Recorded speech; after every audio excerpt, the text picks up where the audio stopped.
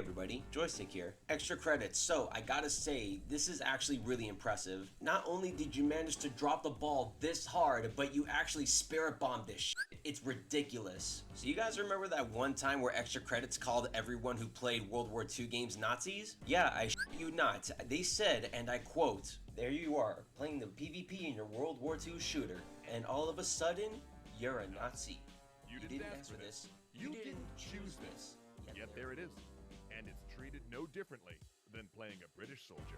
You may think this might be a joke or a part of a skit for the video, but no, this is a real ideology that he fully believes in. Now, maybe you can make an argument for this video, but I mean, look at the dislike ratio and see for yourself. I'm all for discussion. As a matter of fact, I made a Kingdom Hearts critique video that you can check out. I'll put it in the upper right corner so you can see for yourself. Hearing and seeing these videos with these terrible takes kind of disheartens me because I used to follow these guys maybe 5-6 years ago when I was really starting to get into game development. As an aspiring game developer myself, I thought these guys had really good tips, tricks, and hints for how to make it in the industry, but now videos like these, it's sad to see. So let's go on a spiritual journey to see how they fell from grace so hard. Extra credits? I challenge you. Bring it on.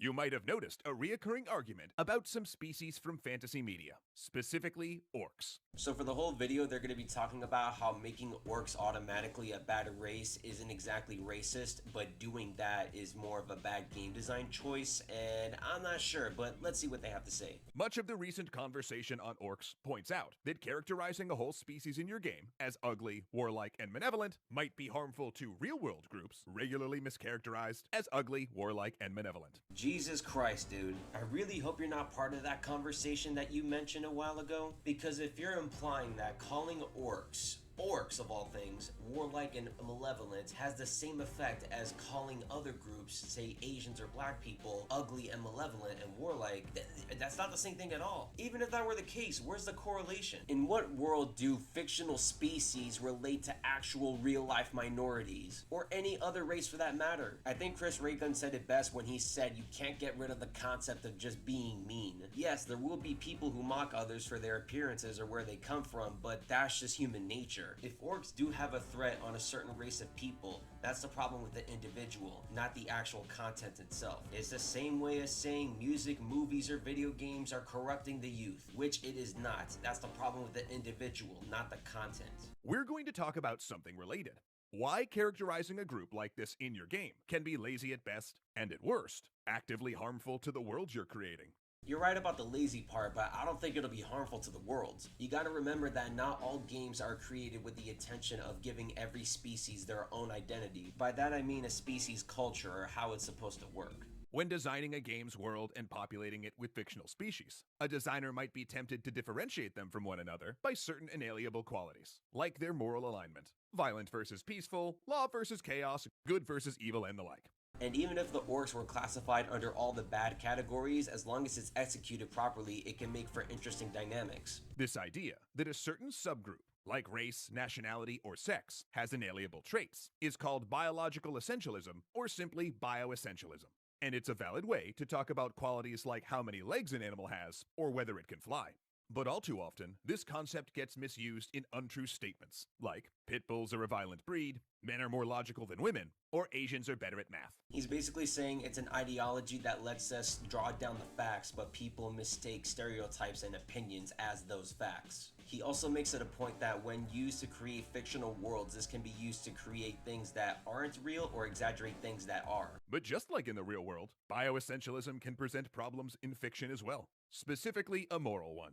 The idea that a sapient species can inherently tend towards good or evil acts, or lawful or chaotic ones, and that moral essentialism actually undercuts the greatest strength games can bring to storytelling. That's a fair point, but again, not all games are created equal. You can have a game with good orcs and maybe they want to live in peace and prosperity with the other species. Or on the other hand, you can have a species of orcs who are warriors that want to rule the land. Or you can have a mix of the two, but again, it depends on the world, its rules, how it's set up, and what the purpose is. If a group of orcs, for instance, doesn't even have a choice about their actions, are they actually evil? Because look, if a person, say, destroys a house, we call that evil because they chose to do so. But if a tornado destroys a house, well, I mean, is wind evil? No. Therefore, if a game's world building chooses to program every member of a species to destroy, aren't they more like the tornado?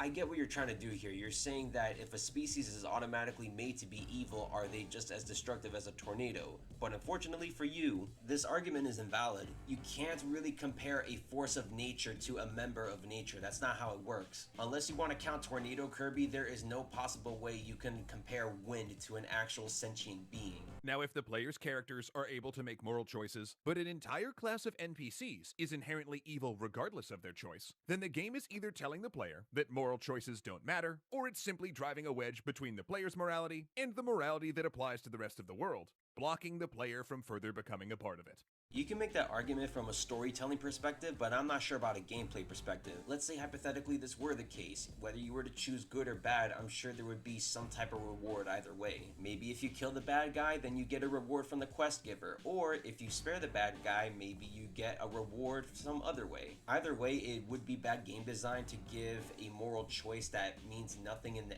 end, but then again, that should be reserved for cutscenes, for character development, or story purposes. But if there is a scenario like that in a game, I haven't personally experienced it and would love if anyone can give me an example of that. Okay, but now you might be asking, what if you're playing the kind of game where you're engaging in violence because it's exciting and fun, not because of its moral dimensions, where the meaningful choice is about tactics rather than ethics? Here we go. But in that situation, as soon as someone inadvertently feels some empathy, as people often do for anything seeming even vaguely alive, the easy answer becomes less easy. No, it's not. It's actually easier. Let me give you an example. Why does Kratos kill people? He's a rage-fueled, blood-hungry fucking psychopath who was humbled in his later games. Why does Master Chief kill creatures from the Covenant Empire and the Flood? They want to destroy the human race, and he will protect them at any cost. It's easy to explain, yes, but whether you actually agree with the ideologies or the setup of the games, that's another thing. And if the goal of your game is to stop players from engaging in moral debates and just fight some bad guys, you kinda gotta say something more reliable than, oh, it's fine, they were all born this way.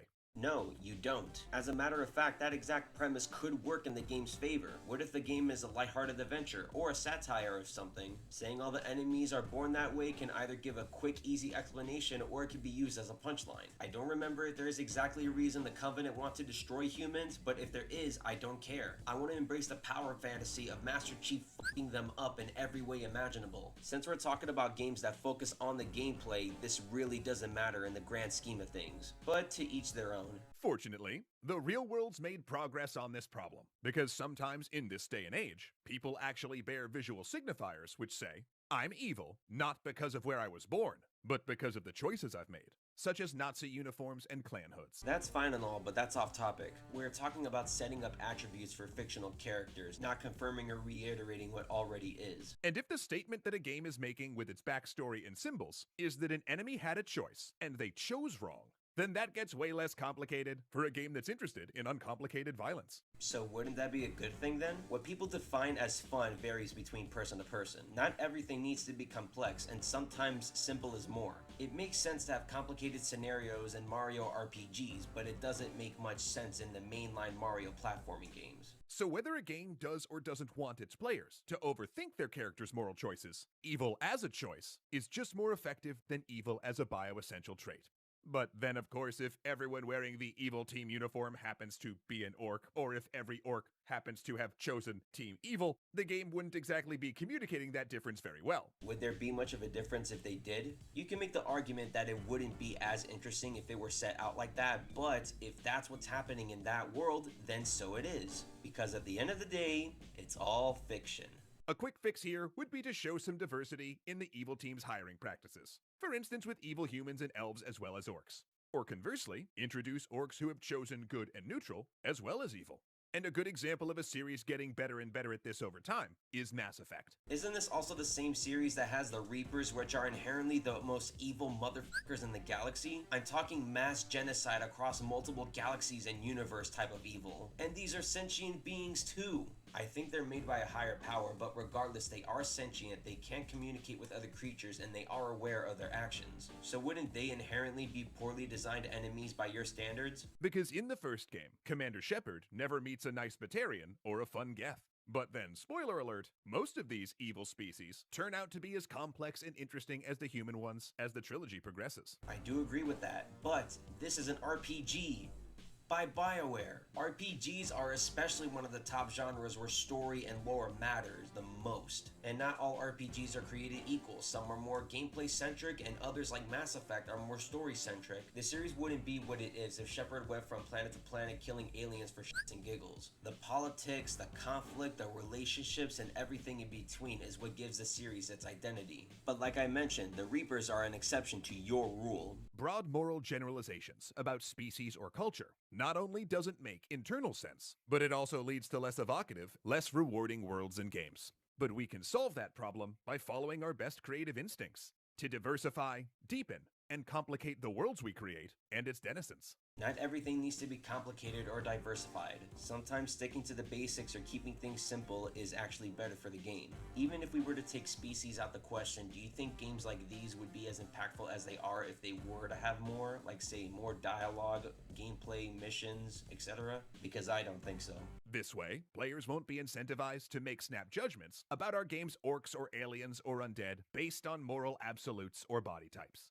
Instead, we'll all be driven to investigate, explore, and learn. With the way you're wording this, you're making it seem like orcs are as real as Hispanics or Asians, which they are not. I have no problem making snap judgments about any characters in any game because I'll either learn later on or I'll just be stuck in my ways, for better or worse. Regardless of that, not everything needs to be a gray middle ground. Everything can be black and white if the universe calls for it. I prefer gray middle grounds as opposed to black and white ideologies in video games because it's more interesting that way, but if it's black and white, then I don't care as long as it's fun. Our players will invest themselves more in our games. And because they're human, ask the hard questions to push our design into even more enriching and unexpected places.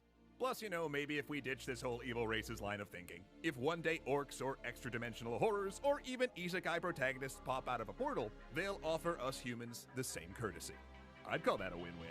You just said a while ago to not make snap judgments about other races, and here you are making a snap judgment about another race. Yes, there may be a hypothetical scenario that aliens may greet us from another place and give us an offering hand, but what if the opposite occurs? What makes you think that they'll inherently be good as opposed to being inherently evil? And you can make the opposite argument for that as well. In real life, if I meet someone, I'm not going to make an immediate judgment. I need to get to know them first before I make my final judgment call. However, in video games, I can be as rash as I want because as long as there's save files, I can just go back and reload the world. But yeah, that's it. That's the entire video. I think the reason why this video is so hated is that on top of the heavily implied prejudice and racist undertones that this video has, not only does he try to compare orcs to minorities, other race groups, and trying to virtue signal for a race that doesn't exist, he's trying to make this whole argument about peace and equality and getting to know one another. It boils down to people's enjoyment of an intellectual property. How you interact with a medium such as movies, music, or video games is not the same way you interact with actual living people. This video can be summarized as a social justice influenced video